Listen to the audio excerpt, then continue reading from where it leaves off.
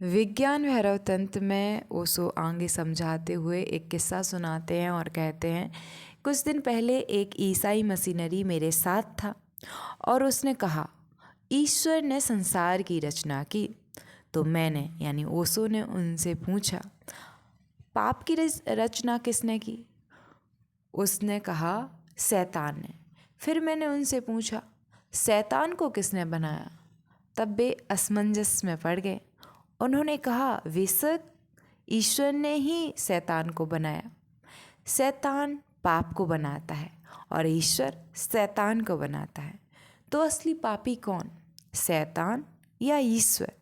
लेकिन द्वैतवादी धारणा हमेशा ऐसी वेतुकी बातों की ओर ले जाती है। तंत्र के अनुसार ईश्वर और शैतान दो नहीं हैं। वास्तव में तंत्र के अनुसार शैतान कुछ भी नहीं है। सब कुछ दिव्य है, सब कुछ पवित्र है और यही सही दृष्टिकोण प्रतीत होता है, सबसे गहरा। यदि इस संसार में कुछ भी अपवित्र है तो वह कहाँ से आता है और कैसे हो सकता है? इसलिए केवल दो ही विकल्प हैं। पहला नास्तिक का विकल्प है, जो कहते हैं कि सब कुछ अपवित्र है। यह दृष्टिकोण ठीक है, वह भी अद्वैतवादी ही है। वह संसार में कोई भी पवित्रता नहीं देखता। फिर तांत्रिक का विकल्प है, वे कहते हैं सब कुछ पवित्र है। वह भी अद्वैतवादी है। लेकिन इन दोनों के बीच तथाकथित धार्मिक व्यक्ति हैं, जो वास्तव में धार्मिक नहीं है। वे ना तो धार्मिक हैं और ना ही अधार्मिक हैं, क्योंकि वे हमेशा संघर्ष में रहते हैं। उनकी संपूर्ण विचारधारा केवल पेट भरने पर आधारित है और ये पेट भरना संभव नहीं। यदि इस संसार में एक भी कोशिश, एक भी परमाणु अपवित्र है तो पूरा संसार अपवित्र है, क्योंकि वह एक परमाणु पवित्र संसार में कैसे विद्यमान हो सकता है? यह कैसे संभव है? यह हर चीज़ से पोषित है। अस्तित्व में रहने के लिए इसे हर चीज़ से पोषित होना आवश्यक है। और यदि अपवित्र तत्व सभी पवित्र तत्वों से पोषित है तो उनमें क्या अंतर? इसलिए या तो संसार पूर्णतः बिना शर्त पवित्र हो सकता है या अपवित्र हो सकता है, कोई मध्य मार्ग नहीं है। तंत्र कहता है सब कुछ पवित्र है, इसलिए हम इसे समझ नहीं पाते।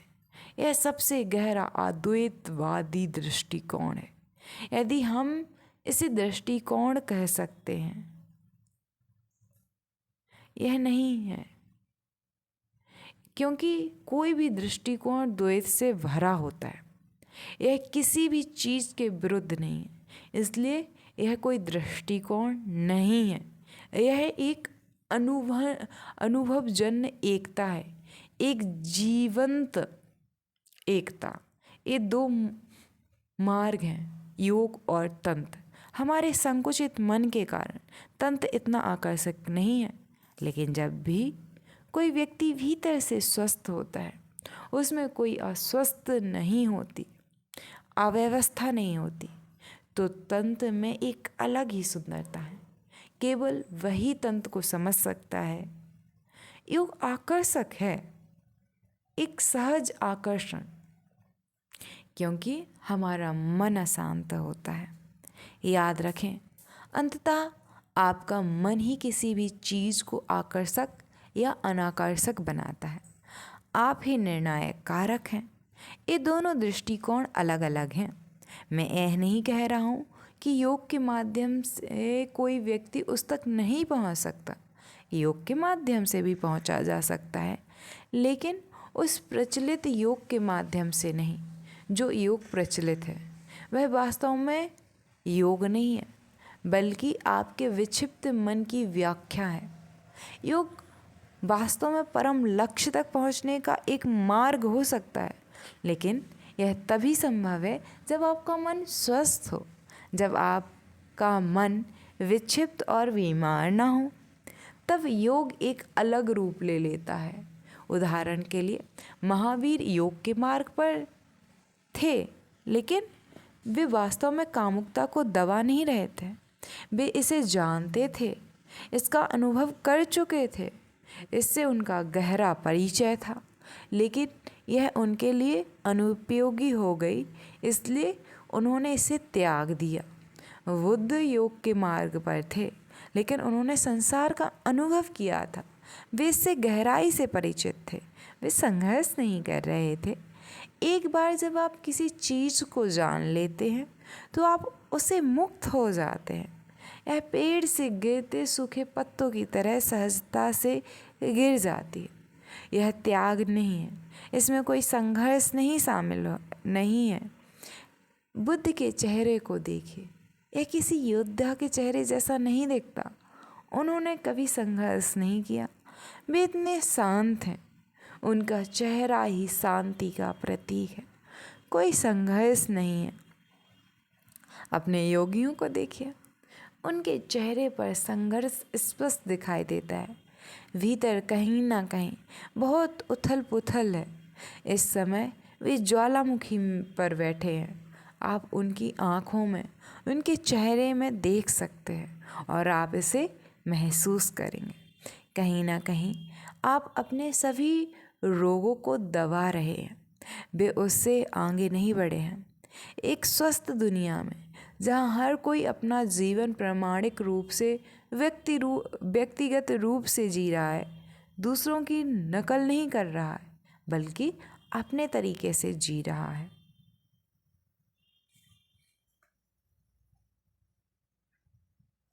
वहाँ दोनों बातें संभव हैं। वह उस गहरी संवेदनशीलता को सीखता है जो इच्छाओं से परे है। वह उस बिंदु पर पहुंच सकता है जहां सभी इच्छाएं व्यर्थ हो जाती हैं और समाप्त हो जाती हैं। योग भी इस ओर ले जा सकता है, लेकिन मेरे लिए योग उसी दुनिया में इस ओर ले जाएगा जहाँ तंत्र इस ओर ले जा सकता है। इसे याद रखें। हमें एक स्वस्थ मन, एक स्वाभाविक मनुष्य की आवश्यकता है। उस दुनिया में जहाँ एक स्वाभाविक मनुष्य तंत्र और योग दोनों ही इच्छाओं से मुक्ति दिला सकते हैं। हमारे तथाकथित अस्वस्थ समाज ने ना तो योग ना तंत्र ऐसा कर सकते हैं, क्योंकि यदि हम योग चुनते हैं तो हम इसे इसलिए नहीं चुनते कि इच्छाएं व्यर्थ हो गई हैं। नहीं, वे अभी भी सार्थक है, वे अपने आप समाप्त नहीं होती। हमें उन्हें मजबूर करना पड़ता है। यदि हम योग चुनते हैं तो हम इसे दमन की एक तकनीक के रूप में चुनते हैं। यदि हम तंत्र चुनते हैं तो हम तंत्र को एक धूर्तता के रूप में चुनते हैं, एक गहरे धोखे के रूप में, भोग विलास के बहाने इसे हम चुनते हैं। इसलिए अस्वस्थ मन के साथ ना तो योग ना ही तंत्र काम कर सकते हैं, दोनों ही धोखे की ओर ले जाएंगे। शुरुआत के लिए एक स्वस्थ मन, विशेषकर यौन रूप से स्वस्थ मन आवश्यक है। फिर अपना मार्ग चुनना बहुत मुश्किल नहीं है।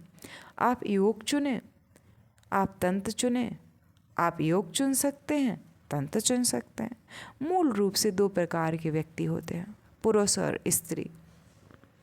मेरा मतलब जैविक रूप से नहीं, मनोवैज्ञानिक रूप से। जो लोग मनोवैज्ञानिक रूप से मूलतः पुरुष हैं, आक्रामक, हिंसक, बहिर्मुखी, उनके लिए योग मार्ग है। जो लोग मूलतः स्त्री हैं, ग्रहणशील, निष्क्रिय, अहिंसक, उनके लिए तंत्र मार्ग है। ध्यान दें, तंत्र में माँ काली, तारा, अनेक देवियाँ, भैरवी, स्त्री देवियाँ बहुत महत्वपूर्ण हैं। योग में आपको कभी भी किसी स्त्री देवी का नाम सुनने को नहीं मिलेगा। तंत्र भी स्त्री देवियाँ हैं, तंत्र में स्त्री देवियाँ हैं, योग में पुरुष देवियाँ हैं। योग बहिर्मुखी ऊर्जा है, तंत्र अंतर्मुखी ऊर्जा है। इसलिए आधुनिक मनोवैज्ञानिक शब्दों में कहें तो योग बहिर्मुखी है और तंत्र अंतर्मुखी है।